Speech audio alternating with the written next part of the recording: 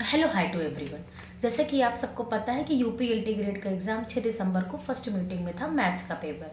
सबसे पहले यही एग्ज़ाम हुआ एलटी ग्रेड में, और इसकी कट ऑफ और इसमें कितने लोग अपीयर हुए और कितने एब्सेंट थे, सेंटर वाइज क्या रिव्यू था बच्चों का, क्या कैंडिडेट्स बोल रहे थे एग्ज़ाम के बाद कि कैसा पेपर हुआ है उनका, वो क्या एक्सपेक्ट कर रहे हैं अपने मार्क्स, ये सब हम इस वीडियो में डिस्कस करेंगे।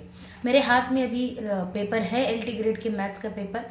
एंड मेरे फैमिली से मेरे आसपास बहुत लोगों ने यूपी एलटी ग्रेड का एग्ज़ाम दिया, तो एब्सेंट तो थे लेकिन बहुत लोगों ने पेपर दिया भी, क्योंकि जो भी कहीं पढ़ा रहा है प्राइवेट स्कूल में कहीं भी, तो वो यूपी एलटी ग्रेड की एग्ज़ाम में अपीयर करेगा। सबसे पहले मैं बता दूं, जितने भी लोग अगर इस पेपर को देखकर बोल रहे हैं कि ये पेपर डुएबल था, मॉडरेट था या इजी टू मॉडरेट था, मैं ऐसा अपने अकॉर्डिंग ऐसा बिल्कुल नहीं मानती। ये पेपर अगर इजी टू मॉडरेट है तो केवीएस और एनवीएस का पेपर तो समझ लीजिए कि वेरी इजी में आएगा, क्योंकि 150 नंबर 150 नंबर ऑफ क्वेश्चंस, और उसके बाद टाइम कितना, 2 घंटे। 2 घंटे मतलब 120 मिनट। चलिए मैं जनरल स्टडीज़ के 30 क्वेश्चंस को निकाल दूँ, फिर भी 120 क्वेश्चन मैथ के और 120 मिनट है हमारे पास। ठीक है, 120 मिनट में हम एटलीस्ट 10 मिनट तो जीएस जीके को देंगे, तो लगभग 110 मिनट है। पर क्वेश्चन हम 1 मिनट से कम में ही सॉल्व करें तभी हम क्वेश्चन पे जा पाएंगे। ऐसा नहीं कि हम सारे क्वेश्चन का आंसर निकाल पाएंगे, लेकिन हम सारे क्वेश्चन को एटलीस्ट देख पाएंगे अगर हम हर एक क्वेश्चन को विद इन 1 मिनट अटेम्प्ट करें और उसको स्किप कर दें तो, पहली चीज़। और ऐसा एक भी क्वेश्चन मुझे नहीं दिखा जिसको ऐसे देखते ही टिक कर दो। जैसे इतना इजी कोई क्वेश्चन नहीं था कि आपने आधा ही पढ़ा और आपको समझ में आ गया हाँ इसका आंसर यही ही होगा, ऐसा तो एक भी क्वेश्चन मुझे नहीं दिखा। और दूसरी चीज़, जितना मैंने इसको देखा है, जैसे एक क्वेश्चन था लिमिट्स का, आपको इसमें दिख नहीं रहा होगा क्योंकि ये तो मैं फ्रंट कैमरा ऑन की हूँ, आपको याद होगा limit x tends to pi by 2 sec x minus ten x. दूसरा था मैच द कॉलम था ये, limit x tends to pi by 2 sine x whole to the power ten x, limit x tends to 0 x log x, limit x tends to 0 a to the power x minus b to the power x upon x. अब ये question 2 number में है, लेकिन इसके 4 option है A B C D, और आपको सबकी लिमिट को गो थ्रू करना है। आपको एक एक लिमिट को 10-10 सेकेंड भी अगर आपने पढ़ने में दे दिया, मतलब सॉल्व नहीं, अपने आप एक आइडिया लगाने में भी दे दिया, फिर भी आपके 40 सेकेंड जाएंगे। और अगर आपको एक भी इसमें से किसी में कन्फ्यूजन हुई, उस पर आपने पेन चलाई, तो आपकी मोर देन 1 मिनट जाएंगे। ऐसे टाइप के पेपर को हम 2 घंटे में 100% डुएबल तो बोल ही नहीं सकते, मतलब अटेम्प्ट करना भी नहीं बोल सकते। और जितना मैंने सेंटर पे देखा, मैक्सिमम सेंटर पे, मैं अयोध्या के सेंटर्स को मैंने देखा था, मैक्सिमम सेंटर पे 30% तक की अटेंडेंस जो है वो नहीं थी। पर क्लास 2 से 3 बच्चे या 4 बच्चे, किसी किसी क्लास में मोर देन 4-5 भी एब्सेंट थे। तो एब्सेंट थे, लेकिन उसके बावजूद भी बहुत लोग अपीयर किए, क्योंकि यूपी में वैकेंसी आती बहुत कम है, यूपी की पॉपुलेशन बहुत ज़्यादा है, यंग पॉपुलेशन तो और ज़्यादा है, तो कैंडिडेट्स जो है बहुत ज़्यादा अपीयर किए। उसके बाद जैसे कि यहाँ पे एक क्वेश्चन था, मैं आपको एक क्वेश्चन और आपको बस ऐसे रिफर के लिए बता रही हूँ, जो यूपी एलटी ग्रेड का एग्जाम देकर है उनको पता है वो क्वेश्चंस क्या हैं, फिर भी मैं आपको एक्सप्लेन करती हूँ।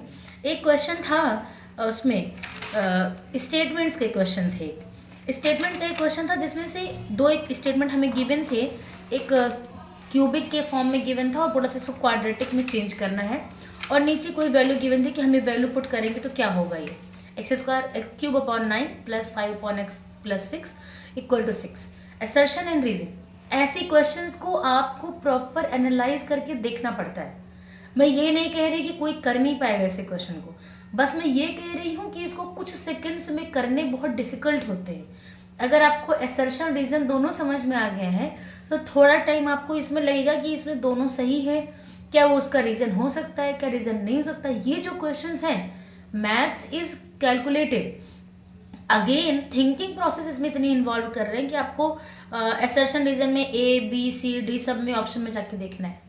ऐसे पेपर्स को करने के लिए अगर आपने 40% कंपलसरी क्राइटेरिया रखा है तो वो आप बहुत ज़्यादा एक्सपेक्ट कर रहे हैं बच्चों से।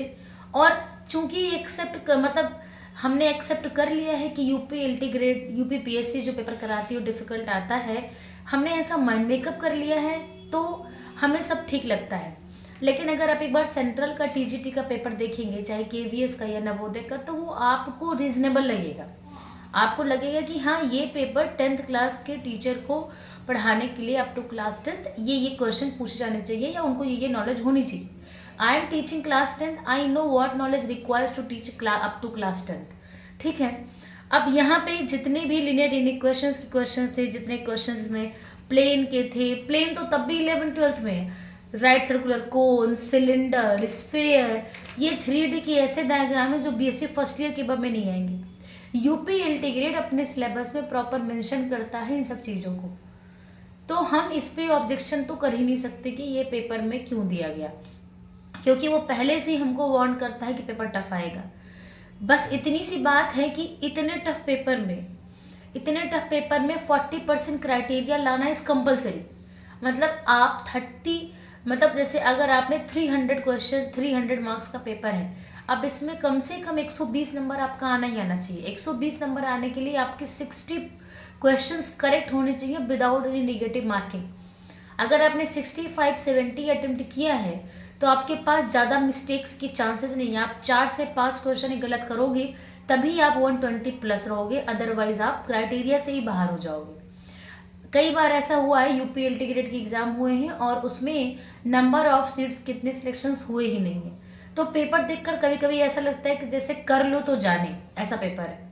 मैं सच में बताऊँ, से चैलेंज करता है कि वैकेंसी ले पाओ तो हम जाने, कि मतलब वैकेंसी ले पाओ तो ले लो। मतलब ऐसा चैलेंजिंग पेपर है, इसको बोलते हैं चैलेंजिंग पेपर। आप कंपटीशन करा रहे हैं, पेपर आप देते हैं, ठीक है, अच्छी बात है, पेपर लेवल ऑफ डिफिकल्टी अच्छी होनी चाहिए, सब कुछ अच्छा है। मतलब मैं कभी बुराई नहीं करती कि आप बच्चों को ज़्यादा से ज़्यादा पुश ना करो, करो पुश, कैंडिडेट्स को पुश करो, बट उसके बाद कम से कम अगर ये पेपर पीजीटी के लिए आया होता तो ये कम्प्लीटली मतलब रिलायबल था। एक रेलिवेंसी होती है क्वेश्चंस की, अगर ये पीजीटी का पेपर होता तो ये रेलिवेंट होता। टीजीटी के पेपर में इतने क्वेश्चंस, ग्रेजुएशन लेवल के इतने ज़्यादा क्वेश्चंस, और जो आए हैं क्लास 11-12 तक के वो इतने कैलकुलेटिव। ऐसे पेपर्स में अगर कोई बोल रहा है कि कट ऑफ जाएगी 140, 145, 150, तो मैं तो नहीं मानती ऐसी बात को। अगर इतनी कट ऑफ पे इनकी पूरी सीटें भर जाएंगी यूपी की, तो मैं ये मानूंगी कि यूपी से ज़्यादा टैलेंटेड बच्चे कहीं नहीं हैं, और ये बच्चे या तो स्टेट में से कहीं और अपीयर नहीं करते, और या तो स्टेट के अलावा कुछ प्रिपेयर नहीं करते। क्योंकि अगर इस पेपर में अगर कोई Tier 1 क्लियर कर रहा है तो आई कैन चैलेंज कि उसको नवोदय KVS का पीजीटी ईजिली क्लियर हो जाएगा। ऐसा पेपर है ये। आपको अगर मेरी बात को विश्वास नहीं है तो आप टेक्स्ट बुक पे जाइए और एक भी पेपर लगा कर देखिए KVS NVS पीजीटी का, आपको लगेगा कि ये यूपी के टीजीटी के आसपास भी नहीं है। ऐसा नहीं कि वो बहुत ईजी है, वो रेलिवेंट पेपर है, वो वही पूछते हैं जो एक पीजीटी से एक टीजीटी से पूछना चाहिए, और ये वो पूछते हैं जिसमें मैक्सिमम लोग क्या हो जाए, डिस्क्वालीफाई हो जाए। मुझे कभी भी कोई भी पेपर देखकर उसको क्रिटिसाइज करने का मन नहीं करता है, क्योंकि हर संस्था की अपनी एक अलग डिमांड होती है, वो जैसा मन करे वैसा डिज़ाइन कर सकता है। लेकिन for a teacher who has to teach up to class 10th, उससे आप हाइपरबोलिक फंक्शन भी पूछ रहे हैं तो ये भी ज़्यादा ही हो गया। फिर भी चलिए आप पूछ ले रहे हैं तो एक मतलब क्लास 10 तक लेवल पे आप जेई वगैरह की प्रिपरेशन अगर टीचर करा रहा है तो वो थोड़ा बहुत हायर इंट्रोड्यूस कर देगा। लेकिन अगर जेई भी प्रिपेयर करा रहा है 11-12 तक भी, फिर भी राइट सर्कुलर कोन और सिलेंडर और स्फेयर के इतने खतरनाक क्वेश्चंस मतलब नहीं आते। और खैर ये तो मैंने एकदम एक्सट्रीम लेवल बात कर दी, पीजीटी के लिए मैंने बात कर दी, टीजीटी तो तैयारी कराता भी नहीं है 11-12 जेई नीट एंड का। तो ये तो हमारे यूपी का पेपर है। अब इसमें कट ऑफ की अगर मैं बात कर लूँ तो वैकेंसी मेल फीमेल मिलाकर 1000 प्लस है, और उन्होंने बोला है कि 1:10 को वो सेलेक्ट करेंगे। अब 1:10 के अकॉर्डिंग सेलेक्ट करेंगे Tier 1 में, इस हिसाब से तो 10,000 सेलेक्ट करने चाहिए, 10,000 सेलेक्ट करने चाहिए। और मैं आपसे मतलब अपनी एक एनालिसिस, और मैंने बहुत से एग्ज़ाम दिए हैं, अगर मैं उसके बेसिस पे आपसे बोलूँ तो 10 गुना सेलेक्ट करने के लिए 10,000 बच्चे, उनको अबव 40% भी मुश्किलें मिलने, मतलब अबव 40% ये 10,000 बच्चे भी मिलने मुश्किल है, कि इनको अपना क्राइटेरिया कम पे ही रखना पड़ेगा, 1:8 में ही इनको काम चलाना पड़ेगा। क्योंकि इन्होंने पहले से बोल रखा है कि 8 मतलब इन्होंने पहले से बोल रखा है कि वो जो 40% के नीचे ये आने नहीं वाले, और उसके ऊपर इन्होंने ऐसा पेपर बनाया है कि उसके ऊपर ज़्यादा बच्चे जाने नहीं वाले हैं। तो अकॉर्डिंग टू मी अगर किसी के 120 प्लस बन रहे हैं, 121 भी बन रहे हैं, तो मेरे हिसाब से तो सिलेक्टेड है। फीमेल तो श्योर फॉर श्योर सिलेक्टेड है, अगर उसकी सेपरेट सेपरेट अगर उसकी बनी मेरिट तो, क्योंकि ये जो पेपर था ये था ही नहीं ऐसा कि आप इसको कर पाए 2 घंटे में। ये उन्हीं के लिए था जो रेगुलरली इसको टीच कर रहे हैं, रेगुलर कहीं पे टीचिंग में हैं और ग्रेजुएशन लेवल तक का उनका टच है या ग्रेजुएशन में ही वो पढ़ा रहे हैं। Only that person can do this in 1 attempt, क्योंकि उसको फिर आंसर्स याद होंगे।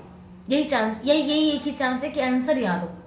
इसमें एक ही चांस पे आप मतलब 100 मतलब 140 या 150 नहीं 180 के ऊपर तो इसमें वही पा सकता है जिसको आंसर्स याद हो, क्योंकि अगर वो सॉल्व करेगा तो टाइम जाएगा और फिर वो गिरेगा।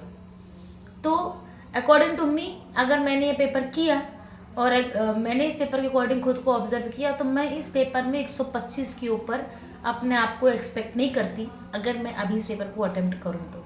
ये मेरा अपना रिव्यू था। बाकी आपको जो भी टीचर्स पढ़ा रहे हैं, वो जो भी बोल रहे हैं, वो बोल रहे हैं कि उनके सिलेबस से क्वेश्चन आया उनके, तो मैथ से ही आएगी, मैथ कभी बाहर से नहीं आएगी। अब अगर कोई सर्कल पढ़ा दिया तो सर्कल का क्वेश्चन सर्कल से ही आएगा ना, वो बाहर से थोड़ी आएगा।